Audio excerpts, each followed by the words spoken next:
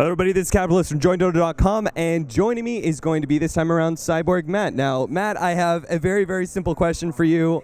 I started out with Bruno earlier. I have to ask this question. Are you Ice Frog? I knew you were going to say that. If I had a dollar for every time someone asked that, I'd be pretty rich right now, but I don't know. I thought Bruno was Ice Frog. What did he say? Well, he said no, but he couldn't provide any proof, so I kind of was like, well. He's lying.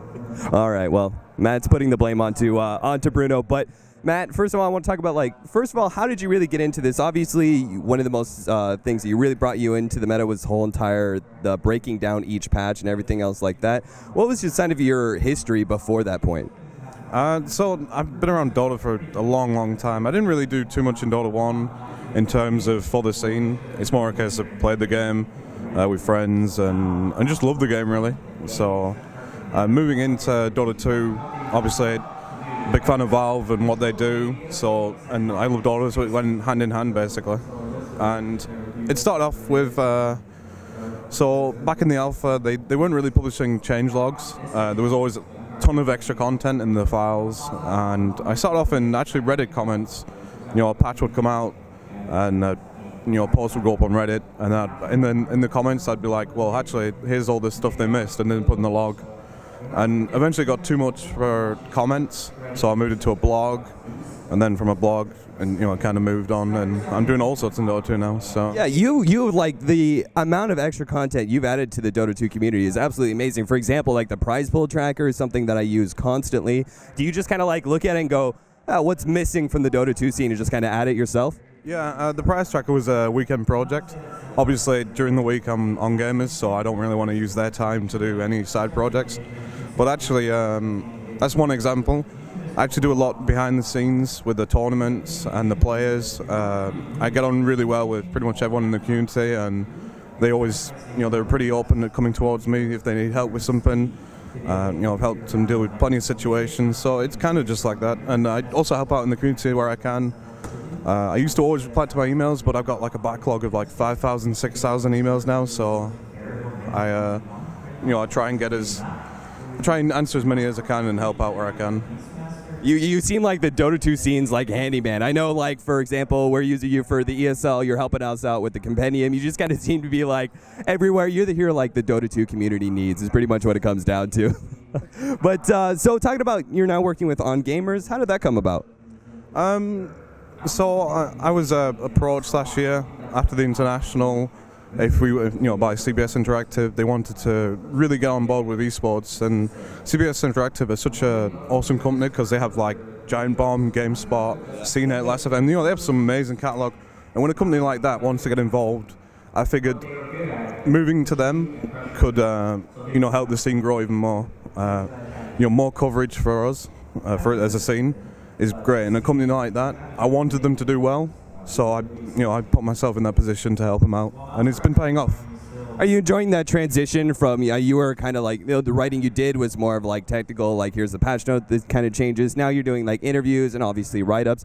How are you enjoying that change? Was it an easy change for you to make? Do you actually have secret writer bones in your body? No, so in terms of the writing, I actually used to work in press, gaming press, years and years and years ago. So the writing stuff is fine. Interviews is still not my forte. Like, I'm still getting used to it. Hopefully people can see that I'm you know, working on improving. It's still not easy, you'll know. Like, oh, you and me both, man.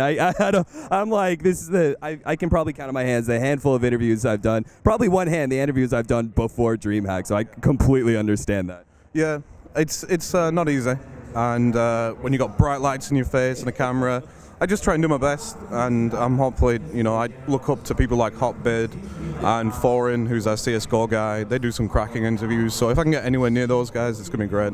Yeah, those guys as well for me are the guys that I was like, okay, I'm going to be doing interviews. Let's look at the greats and just kind of emulate their success as much as possible. So, well, anything else, like going into talk about some of, I actually want to go back to, you mentioned you actually worked for some press, gaming press before. What sites did you work for? It was just some small-scale UK gaming sites, so nothing crazy. I actually, in between all that, I was actually full-time computer forensics, IT security. I was in a pretty comfy 9 to 5, Monday to Friday job. It was okay. It's not like the pay was amazing and everything, but it wasn't Dota. Yeah. And this opportunity on Gamers lets me do Dota, so I jumped on it. Some people might call me crazy for putting a career like computer forensics on hold, but honestly, it's like I love this game. I love this community and these players and these teams. So I figured, why not? YOLO, you only live once. So actually, I want to talk about that. The fact that you gave up your career basically into computer forensics for a short time in order to do Dota 2. Do you actually plan on staying into esports, or do you want to go back to your computer forensics when you can? I'd love to stay in esports, definitely. Honestly, for the future of all us guys, it's really, I'm not sure, because we're breaking new ground every day, every week. So, and my computer forensics role, like, I could go back there, if I wanted to. It's, once you're in that kind of industry and you have the experience, you can go back and it's okay. So what would your ideal job be in esports? Seeing as you've done pretty much everything, right? You've done the technical side, you've helped out everybody, you now have done writing and interviews. What would your ideal position be in an esports role?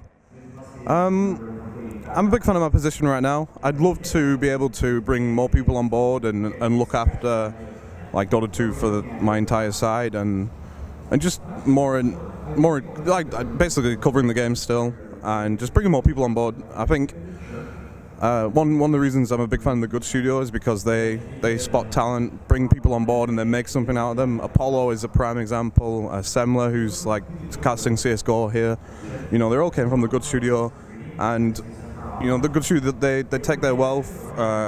Well, I say wealth. It's like any money they make, they pump it back into their own projects, and they make something out of people, and it's really good to see.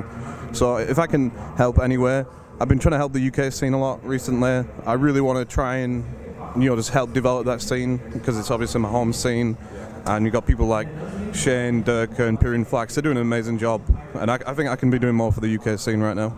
Yeah, Dirk especially, I think, has been working really hard to expand the English scene as much as possible. So I actually want to get one last question in. What are some of the games you play outside of Dota 2? Do you have any secret games you play whenever you have the free time?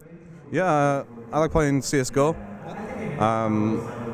That's going down a really nice path, because they're basically in a position where they can see what have we done with what's the rest of the company done with TF2, what have they done with Dota 2, right? What bits do we need to cherry pick out of there to make our game a successful esports title?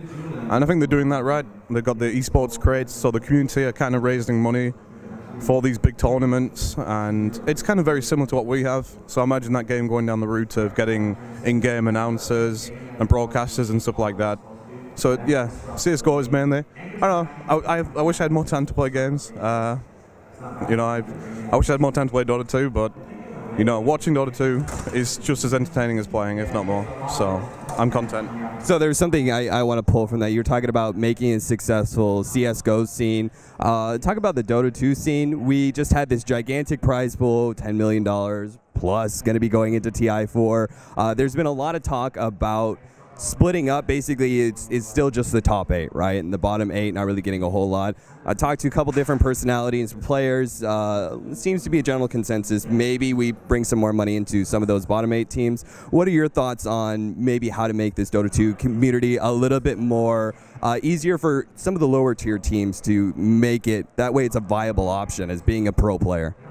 So right now, in terms of the prize pool split, nothing's been confirmed, so nobody really knows how it's going to go yet. But I'd like to see, the bottom 6 at least get a fixed amount, like $10,000, $20,000 or something. Because at the end of the day, these teams spend the whole year trying to get there, whether it's with one team or another, or they work hard basically. And with $10 million, I think you have more than enough room to spread out the wealth a bit. I'm not saying, even if you gave 1% to the bottom place, that's $100,000, so, which may be too much, but I still think there should be some fixed amount down there for those guys, because everyone deserves it. I mean, a lot of people say, oh, but you guys are going to Seattle for a few weeks and it's like a holiday. It's not a holiday for these players. They're far from different, it's a very stressful time for them, and they work really hard throughout the year to get there, so I think they deserve something. All right, well, Matt, thanks so much for taking the time to have this interview with me. And guys, more interviews coming up. Join Dota.com, and of course, onGamers. Cheers.